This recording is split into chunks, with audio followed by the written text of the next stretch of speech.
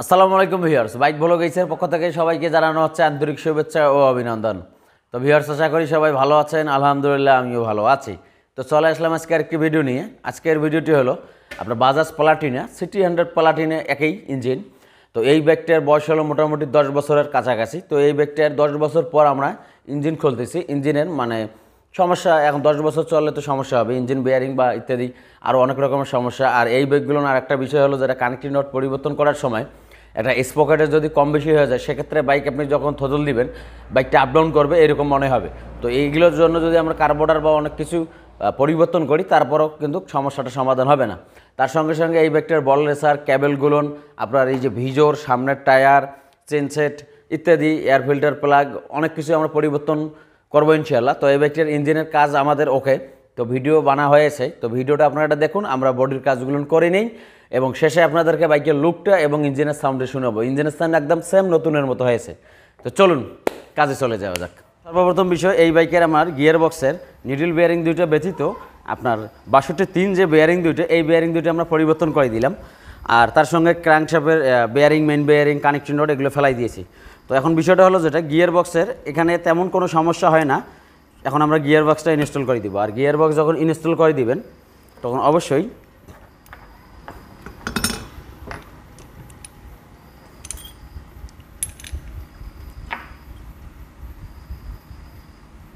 এই 1 নম্বর পেনিয়ামটা আগে উঠাই নেবেন, তারপরে গিয়ার বক্সটা ইনস্টল করে দিবেন।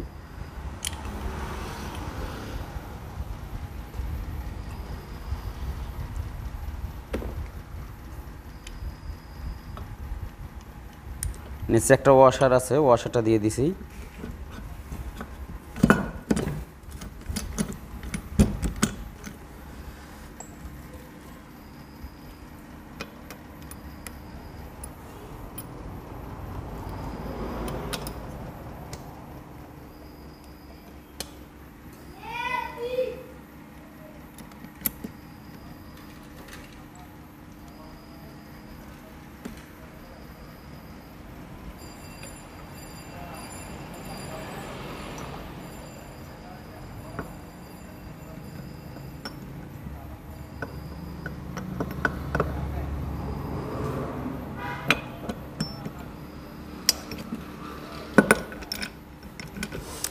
গিয়ার বোতল এবং 1 নম্বর পেনিয়াম একসঙ্গে প্রবেশ করে দিবেন।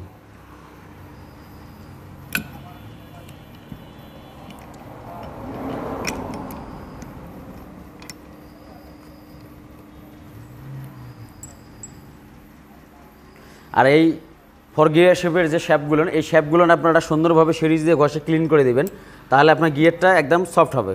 আর যদি এখানে আবরণ বা গাদ জমে যায়, সেক্ষেত্রে গিয়ার বক্সটা আপনার সমস্যা দেখা দিবে বা হার্ড এরকম মনে হবে।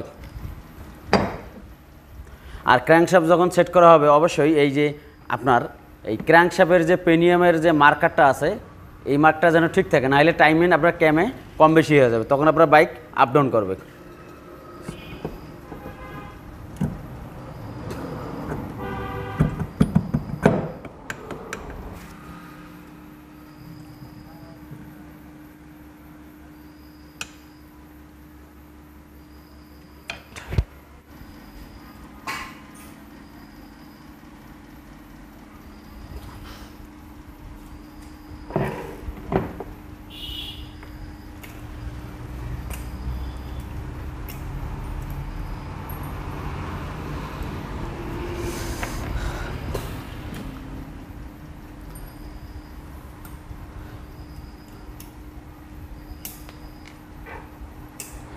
তো ভিউয়ার্স, সিটি 100 বাইকের আপনার ইঞ্জিনের ভিতরে মেইন পার্টে কোনো গ্যাসকিট থাকে না।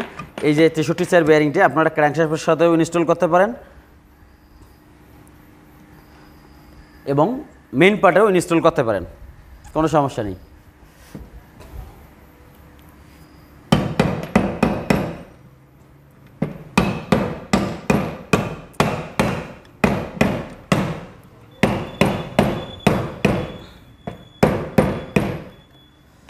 বাস ওকে। এখন আমরা মেইন পার্টের যে নাটগুলো, এগুলো টাইট দেব।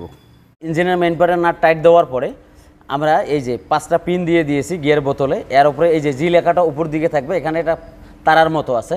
তারপরে এই যে আমাদের স্টার নাট আর এই যে বেয়ারিংয়ের যে ক্লামটা এবং 10 নম্বর নাট, এটা আমাদের স্টোপারের কাজ করবে। তো এগুলো লাগাই দিবেন, এগুলো একদম সহজ কাজ। এখন আমরা যেটা করব, এর উপরে একটা এলকি নাট আর একটা কভার থাকে যেন চার্জারটা বাইরের দিকে চলে না আসে।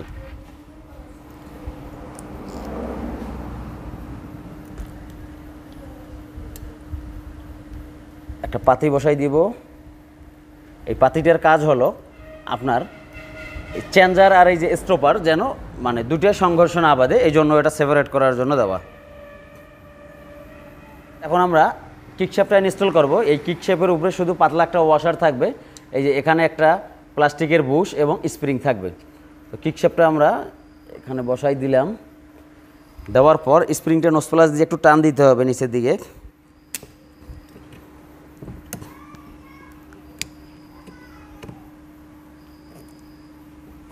স্প্রিংয়ের যে ছিদ্রটা আছে এখানে বসে গেল, বাস কিকের শেপের কাজ শেষ।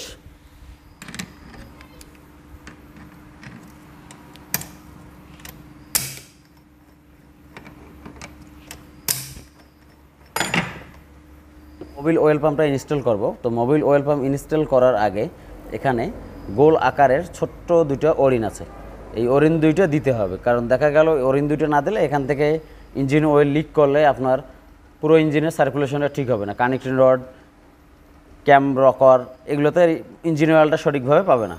সেন্টার পিনটাও দিয়ে দিলাম।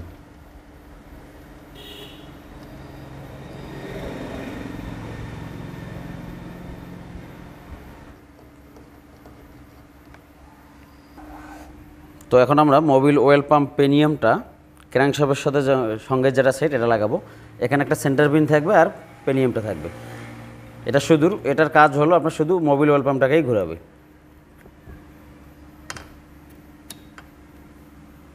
বাস।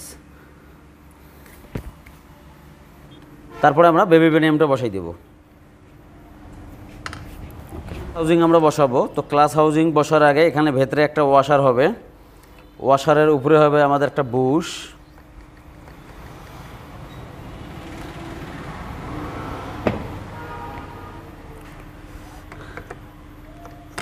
বুশের হবে আমাদের ক্লাস হাউজিং, তার উপরে আর একটা ওয়াশার। তো এখানে একটা বিষয় আমি আপনাদের সাথে ক্লিয়ার করে নেই। এই আমাদের সিটি 100, প্লাটিনা এবং ডিসকভার 100-এর যে ক্লাস হুইলগুলো, এগুলো কিন্তু ম্যাক্সিমাম একই বলতে কিছু বাইকে আপনার সিটি 100-এর ডিসকভার 100-এর হুইল লাগে, আবার দেখা গেল যে আপনার ডিডি কোডের হুইল লাগে। মানে এক কথায় জেবি কোড আর ডিডি কোড এই দুইটার যে কোনো একটা হবে। যদি আপনাদের এখানে একটু কম বেশি হয়ে যায় সেক্ষেত্রে কিক স্লিপ করবে, গাড়ি টপ স্পিড হবে না, ইত্যাদি অনেক রকমের সমস্যা হবে। তো এই বিষয়গুলো মাথায় রাখবেন। আমাদের সিটি 100-এর হলো ডিডি কোড আর হইল কি আপনার ডিসকভার 100 জেবি কোড। বাট কিছু বাইক আছে আমাদের সিটি 100 বা প্লাটিনের, এগুলোতে কিন্তু আপনার জেবি কোডেরগুলো লাগে। আশা করি বিষয়টা আপনারা ক্লিয়ার। নতুন প্রেশার প্লেট এবং ক্লাস প্লেটগুলো নতুন। তো এগুলো আমরা মোবিলে ভিজিয়ে রাখছিলাম পুরাতন মোবিলের মধ্যে, আপনারা চাইলে নতুন মোবিলের মধ্যেও ভিজিয়ে রাখতে পারেন। আর ক্লাস যে হুইলগুলো আছে এই হুইলগুলো আমাদের অরিজিনাল, মানে আগেরগুলো, এগুলো ঠিক আছে, এগুলো আমরা পরিবর্তন করলাম না।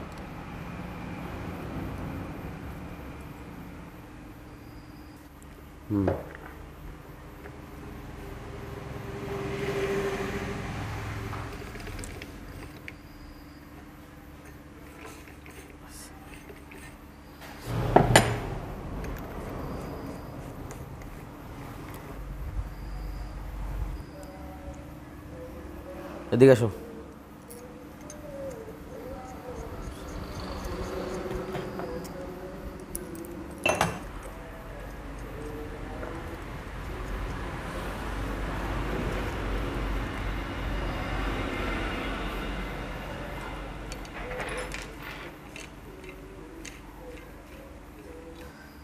এই স্প্রিংগুলো যখন লাগানো হবে তখন দেখতে হবে যে আসলে ঠিকভাবে বসছে কিনা।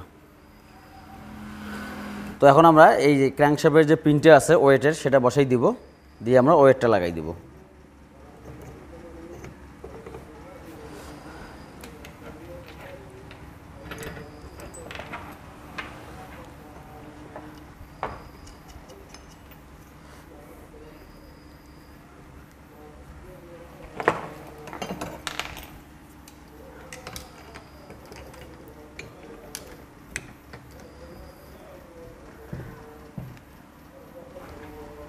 গ্যাসকিট দেওয়া আছে, আমরা এই কভারটা বসে দিব। এটা ওয়েট প্লাস ওয়েল রোটার দুইটারে কাজ করে। ওয়েল রোটারটা হলো আপনার এখানে মোবিল একটু ধরে রাখবে, বাইক স্টার্ট হওয়ার সঙ্গে সঙ্গে তো আর এখানে মোবিল আসবে না, এখানে যে স্ট্রোক মোবিলটা এখানে কানেক্টিং দ্বারা আপনার পিস্টনে চলে যাবে। আর ওয়েট বলতে তো এটার যে মানে ওয়েটটা আর কি, মানে ভারসাম্য বজায় রাখার জন্য, তাহলে বাইকের সাউন্ড এবং শক্তি স্মুথ হয়। স্টাইনারটা ক্লিন করে দিছি, এখন এটা আমরা লাগাই দিচ্ছি।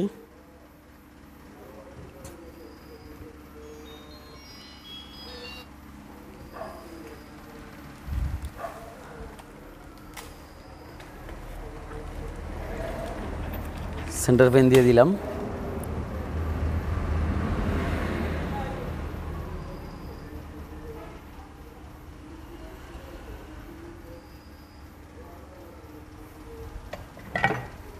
এখানে ক্লাস পেস্টন আছে, ক্লাস পেস্টনটা দিয়ে দিলাম আমরা।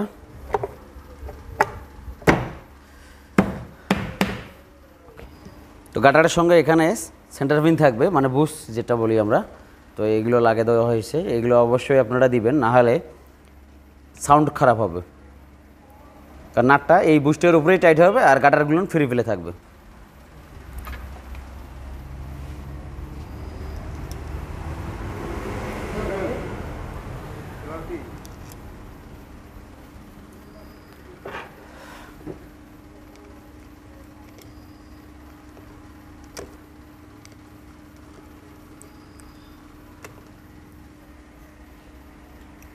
এখানে একটা ক্লাম থাকবে, মানে টাইমিং চেনটা যেন নিচে পড়ে না যায়, মানে সাপোর্ট হিসেবে। আর দুইটা স্টার্নার থাকবে।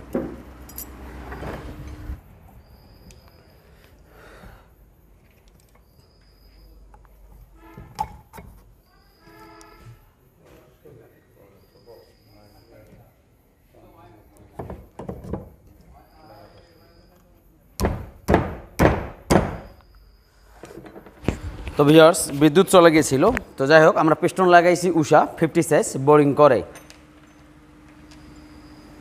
এখন আমরা হেডটা ইনস্টল করব।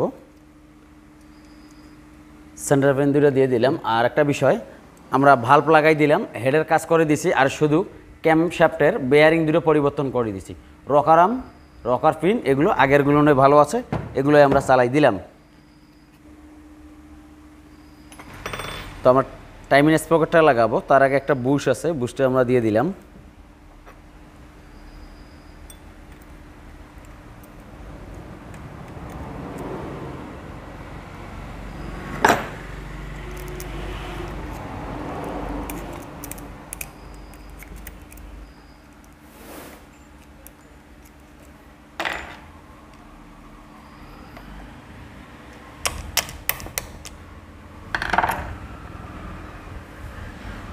তো ভিউয়ার্স, এই টিক মার্ক আর এই টিক মার্ক এটা অ্যাকুরেট থাকবে। আর ক্যামের যে আমি প্রথমে যে ক্র্যাঙ্কের যে পেনিয়ামটা দেখাইলাম, এই পেনিয়ামটা যদি আমরা একটু ঘুরে ঘেরাই দিই, সেক্ষেত্রে টাইমিংটা রং হয়ে যাবে।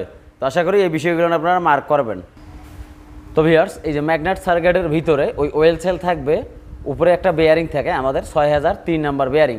তো অবশ্যই এই বেয়ারিংটা পরিবর্তন করে দিবেন।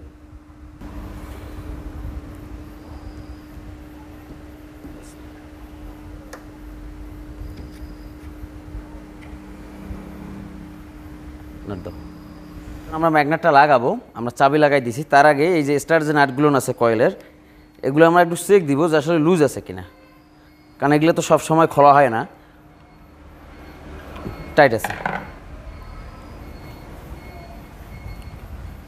এখন আমরা ম্যাগনেটটা লাগাই দেব, বাস। ওকে,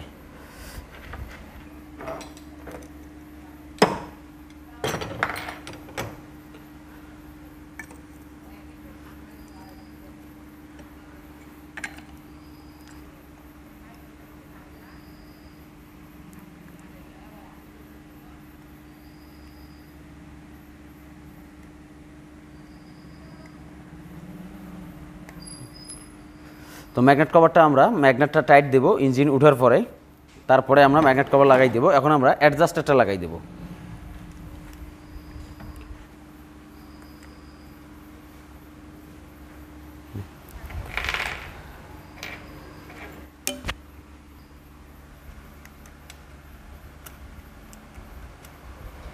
সবশেষ বিষয়, আমাদের ইঞ্জিন অয়েল পাম্পের যে সংযোগটা আছে, এই সংযোগটা আমরা এখন লাগাই দেব।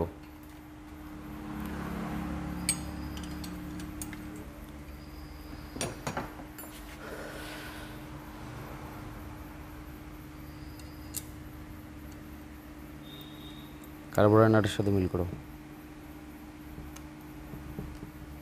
মিলেছে?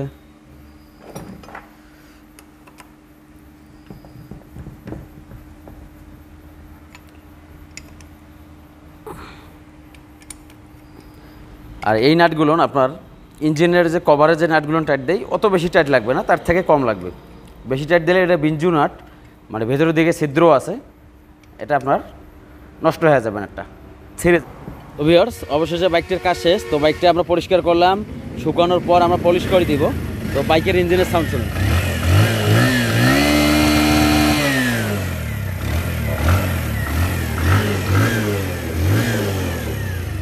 তো ভিউয়ার্স, ভিডিওটি ভালো লাগলে অবশ্যই লাইক করে দিবেন, মূল্যবান মতামত কমেন্টস করে জানিয়ে দিবেন। সবাই ভালো থাকবেন, আল্লাহ হাফেজ।